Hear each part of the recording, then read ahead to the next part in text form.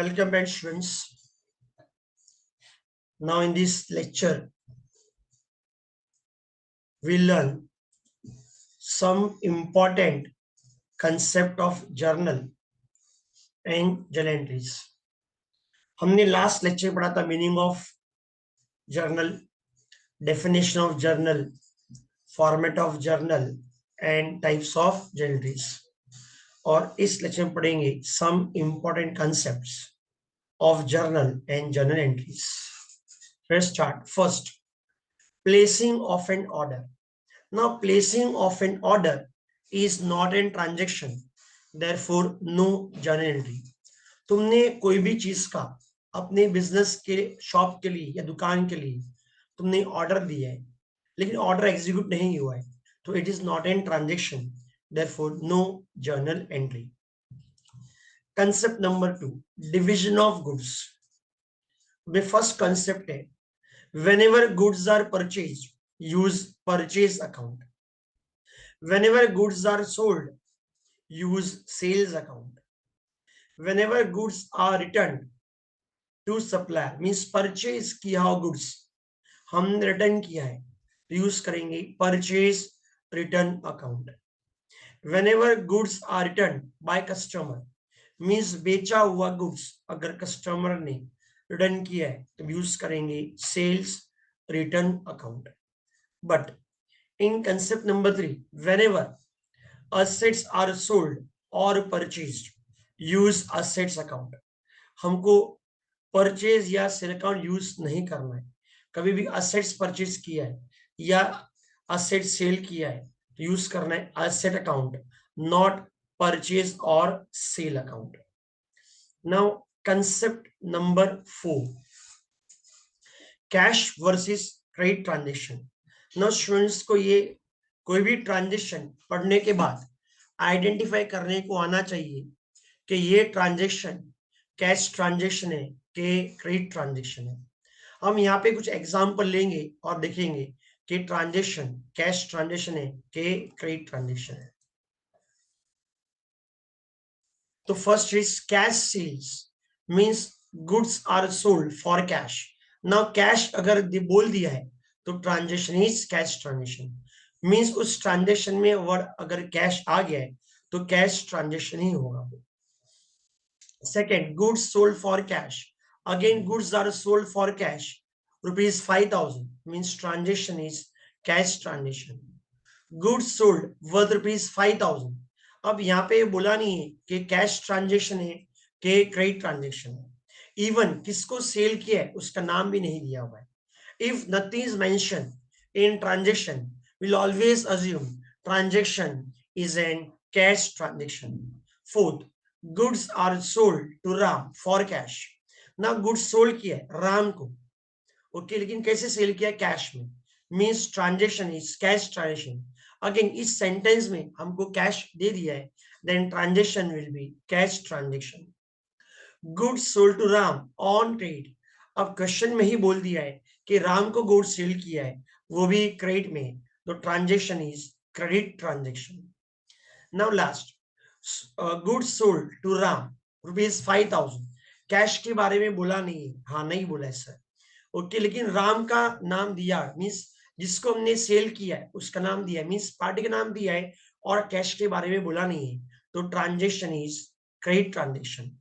तो summary is what, अगर transaction में कैश दे दिया है तो ट्रांजेक्शन इज कैश ट्रांजेक्शन, और ट्रांजेक्शन में अगर क्रेडिट बोल दिया है ट्रांजेक्शन इज क्रेडिट ट्रांजेक्शन. अगर ट्रांजेक्शन मेंशन ही नहीं किया है कि ट्रांजेक्शन कैश ट्रांजेक्शन है कि क्रेडिट ट्रांजेक्शन है, और पार्टी का नाम भी नहीं दिया हुआ है कि किसको सेल किया है, परचेस किया है, तो again transaction is cash transaction. लेकिन हमने जिसको सेल किया उसका नाम दे दिया है लेकिन कैश मेंशन नहीं किया है, then transaction is always a credit transactions. Now concept number 5, goods distributed as free samples. अगर हमने गुड्स फ्री में बांटे हैं, हम गुड्स फ्री में क्यों बांटते हैं? फॉर एडवर्टाइजमेंट, कि लोग फ्री में गुड्स लेंगे, एज एन सैंपल यूज करेंगे, उनको अच्छा लगेगा, अच्छा लेने के बाद वो हमारे शॉप पे आएंगे या हमारे बिजनेस के पास आएंगे और उससे गुड्स खरीदेंगे. इससे हमारा क्या होगा? सेल्स बढ़ेगा.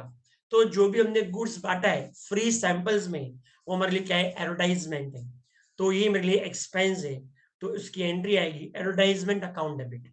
और मैं जब गुड्स बांटूंगा, ओके, तो गुड्स जाएगा, okay, when ever goods goes out, okay, goods account is credited.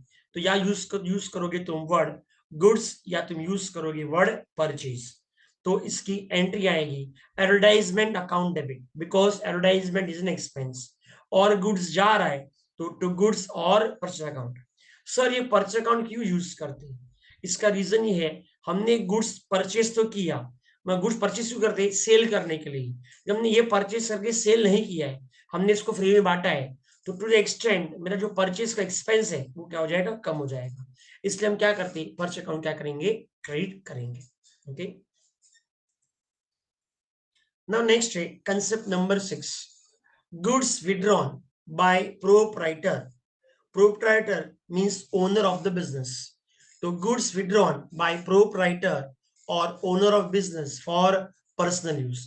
अगर कोई भी गुड्स विड्रॉ करोगे पर्सनल यूज के लिए, हाउस होल्ड यूज मीन्स घर के यूज के लिए, या डोमेस्टिक यूज मीन्स अपने घर के यूज के लिए, तो हम क्या बोलेंगे, ड्राइंग्स। तो सबको डेफिनेशन तो मालूम होगा ड्राइंग्स का। तो whenever goods are withdrawn for personal use, it is called as drawings. और जब भी ड्राइंग्स होगा drawings account will be debited.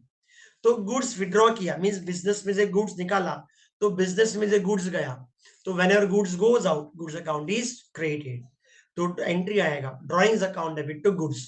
Again purchase, हमने purchase means what, goods purchase किया फॉर रीसेल। अगेन यहाँ पे हम इसको रीसेल नहीं कर रहे, हमने अपने खुद के पर्सनल यूज के लिए गुड्स बिजनेस में निकाल लिया है, तो हमको क्या, टू द एक्सटेंड मेरा परचेज क्या होगा, कम होगा। Okay, now this was the concept number 6। Now next, I hope you are understanding the concept. Now point number 7, goods destroyed by fire. Now goods destroyed by fire या उसको बोल सकते हैं goods destroyed by theft, goods जल गया या goods चोरी हो गई। ना इसमें तीन कंसेप्ट है। First is uninsured goods destroyed by fire, godown में गुड्स रखा है और आग लग गई या चोरी हो गया, तो हमारा ये लॉस है। तो लॉस है, कौन सा अकाउंट है, नॉमिनल अकाउंट है। नॉमिनल का रूल क्या है, debit the expenses and losses, तो loss by fire account debit. अगर गुड्स चोरी हो गया है तो उसको बोलेंगे goods lost by theft. Again ऊपर क्या लिखेंगे, डेबिट क्या लिखेंगे, डेबिट में हम लिखेंगे लॉस बाय थेफ्ट। अगर जल गया है तो लिखेंगे loss by fire. Again goods गया तो credit what goes out goods और परचेज अकाउंट। लॉजिक वही है जो हमने आगे दो कंसेप्ट में की। तो whenever goods lost by fire, हमारे लॉस है, लॉस हम क्या करेंगे, डेबिट करेंगे। इवन यहाँ पे इंश्योरेंस निकाला नहीं है, तो जितने का भी गुड्स जल गया है, जितने का भी गुड्स जल गया है वो पूरा की पूरा हमारे लिए लॉस है ना। इसमें बी पार्ट है, fully insured goods destroyed by fire. अब गोडाउन में गुड्स रखा था 10,000 का, सपोज वो जल गया वह या चोरी हो गया, लेकिन यहाँ पे हमको कोई डरने की जरूरत नहीं है, हमने यहाँ पे इंश्योरेंस निकाला है। हमने जितना भी लॉस हुआ इंश्योरेंस कंपनी में हमने क्या कर दिया, क्लेम कर दिया। और इंश्योरेंस कंपनी ने बोला हम जितना भी लॉस है हम पूरा पैसा दे देंगे, दिया नहीं है, उन्होंने एडमिट किया है कि हम दे देंगे। मींस हमको इंश्योरेंस कंपनी से पैसा लेने का है, जिससे पैसा लेने का है उसका अकाउंट डेबिट। क्यों सर, पैसा लेने का है तो असेट है, तो पैसा किससे लेने का है, इंश्योरेंस कंपनी से लेने का है। या हम लिखेंगे इंश्योरेंस कंपनी या इंश्योरेंस क्लेम। क्लेम ड्यू है मींस क्लेम लेना है, तो इंश्योरेंस कंपनी और claim account debit. Again goods गया तो गुड्स और purchase account. You can also write to goods destroyed by fire, या तुम लिख सकते हो to goods lost by theft. Okay, और you can write to goods और purchase account. Now third case is partly insured goods destroyed by fire. Partly insured goods means suppose example से पढ़ेंगे इसको हम लोग, 10,000 का गुड्स है जो जल गया, मैंने इंश्योरेंस कंपनी में क्या कर दिया, मैंने इंश्योरेंस कंपनी में क्लेम कर दिया। ओके, तो इंश्योरेंस कंपनी ने पूरा क्लेम एडमिट नहीं किया, इंश्योरेंस कंपनी ने 70% ही क्लेम हमको दिया। तो आउट ऑफ रुपीज 10,000 हमको सिर्फ 70% क्लेम एडमिट किया, मीन्स मिलने वाला है। तो आउट ऑफ 10,000 70% मीन्स 7,000 मिलने वाला है, 3,000 नहीं मिलने वाला है। ओके, तो जितना मिलने वाला है मीन्स मेरे को वो पैसा इंश्योरेंस कंपनी से लेने का है। ओके, और जो पैसा नहीं मिलने वाला है हमारे क्या वो लॉस है। लेकिन गुड्स कितना गया, 10,000 गया। तो टू गुड्स और पर्सनल अकाउंट कितना आएगा, 10,000। इंश्योरेंस कंपनी से कितना पैसा मिलने वाला है हम लोग को, कि 7,000। तो पैसा लेने का है, तो हमारे लिए क्या है वो असेट है। तो इंश्योरेंस कंपनी और क्लेम अकाउंट डेबिट। कितना लॉस हुआ हमारा, 3,000 का लॉस हुआ है। तो लॉस बाय फायर, अगर चोरी हुआ है तो लॉस बाय थेफ्ट। तो एंट्री आएगा इंश्योरेंस कंपनी और क्लेम अकाउंट डेबिट, जिससे पैसा लेने का है उसका अकाउंट डेबिट, बिकॉज वो असेट है। Loss by fire account debit, loss है, debit the expenses and losses. और गुड्स गया टू गुड्स और purchase account. Next concept is insurance premium pay. ना हमने कोई भी गुड्स पे इंश्योरेंस लिया है, वो हमने एम्प्लॉइज के हेल्थ का इंश्योरेंस लिया हुआ है, या हमने कोई असेट्स का इंश्योरेंस लिया हुआ है, तो हमने कोई भी इंश्योरेंस पॉलिसी लोगे तो हमको इंश्योरेंस प्रीमियम पे करना पड़ेगा। तो जो भी इंश्योरेंस तुम पे करोगे वो तुम्हारे लिए एक्सपेंस है। तो सर इसकी एंट्री क्या आएगी, इंश्योरेंस प्रीमियम अकाउंट डेबिट। तो insurance premium is my expense, तो debit the expense and losses. So insurance premium account debit. Word paid, paid means what, cash goes out. ये स्टूडेंट याद रखो, ये word paid means cash goes out, and word received means cash comes in. तो इसकी entry आएगी insurance premium account debit. क्यों sir, debit the expense and losses to cash और bank account. Credit what goes out, what goes out cash, तो to cash और bank account. Sir bank अगर cheque से पैसा दिया है या पैसा ऑनलाइन ट्रांसफर किया, आरटीजीएस, आईएमपीएस या नेफ्ट किया हुआ है, क्या यूज करोगे, बैंक अकाउंट। तो entry will be insurance premium account debit to cash और bank account. Now next concept is number 9. Now life insurance premium paid or income tax paid. So let me explain first life insurance premium paid. Life insurance means खुद का life, या अपने wife का life, या अपने बच्चों का life. ना कोई भी हमने लाइफ इंश्योरेंस प्रीमियम लिया है मीन्स वो हुआ पर्सनल एक्सपेंस हुआ। वो क्या हुआ, पर्सनल एक्सपेंस। तो instead of debiting insurance premium will debit drawings account debit करना है, because life means what, personal. तो हमने पर्सनल एक्सपेंस पे किया हुआ है, तो ड्रॉइंग्स अकाउंट डेबिट। ओके, तो ड्रॉइंग्स अकाउंट डेबिट, तो पेड किया है। ओके, यहाँ पे मिस्टेक है।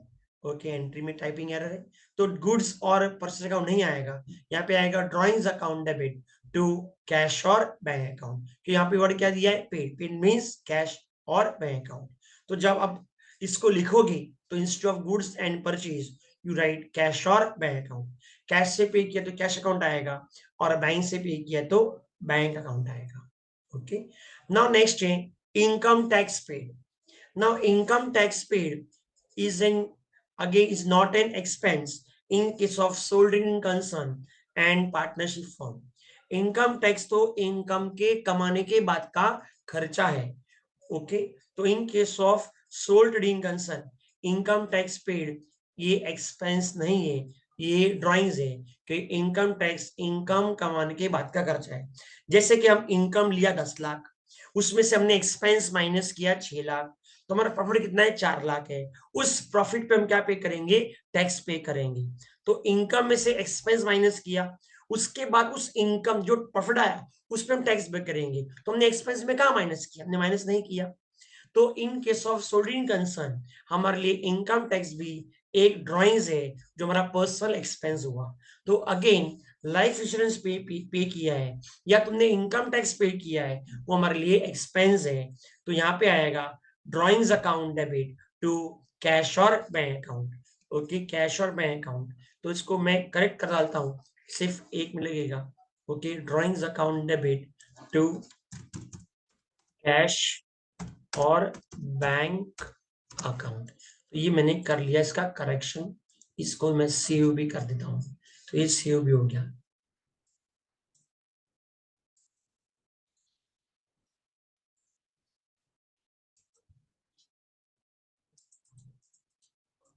Okay, now 90 is correct. तो drawing account debit to cash और बैंक अकाउंट। ठीक है, now next concept is whenever expense are incurred, whenever expense are incurred for purchase of asset, means हमने आज कोई भी नया asset परचेज करने के लिए कोई भी खर्चा किया है, तो asset account is debited, not the expense account। एकदम सही, कोई भी नया असेट परचेज करने के लिए हमने जो भी खर्चा किया है वो हमारे असेट के कॉस्ट में ऐड हो जाता है, वो एक्सपेंस नहीं है। इसको बोलते हैं expenses incidental to purchase of asset. ये कौन सा एक्सपेंडिचर है? कैपिटल एक्सपेंडिचर है, मींस इसको हम क्या करना है? कैपिटलाइज करना है। सर कैपिटलाइज करना है मींस असेट के कॉस्ट में ऐड करना है। तो सर इसकी एंट्री क्या आएगी? इसका एंट्री आएगा असेट्स अकाउंट डेबिट। समझो तुमने खर्चा किया है असेट्स लाने के लिए, हम असेट्स ट्रक से लेके आए, उसको हम क्या बोलेंगे? Carriage inward. असेट्स को हम लेके आ गए, उसको हमने क्या किया? इंस्टॉल करवाया। हमने क्या पे किया? इंस्टॉलेशन चार्जेस पे किया है। अगेन ये हमारे एक्सपेंस तो है, लेकिन असेट्स को परचेज करने का या उसको इंस्टॉल करने का खर्चा है, हमेशा इसमें असेट अकाउंट डेबिट होगा, ना कि एक्सपेंस अकाउंट। इसका मतलब है कैरेज इनवर्ड या इंश्योरेंस डेबिट नहीं होगा, तो क्या डेबिट होगा? Asset account debit. और ये खर्चा किया है, पेड किया है, तो credit what goes out? What goes out? Cash और बैंक। अगर कैश में पे किया तो कैश आएगा, और बैंक से पे तो बैंक आएगा। तो व्हेन, तो सिंपल इसका लॉजिक बता रहा हूँ, लॉजिक बताता हूँ। From the date of purchase till the asset is put to use, whatever expenditure is incurred, it is my capital expenditure, it is added to cost of asset, and entry is passed as asset account debit to cash or bank account, asset account debit to cash or bank account। Okay, point clear? तो आगे के कुछ और 5 concept है वो हम next lecture में करेंगे। Thank you.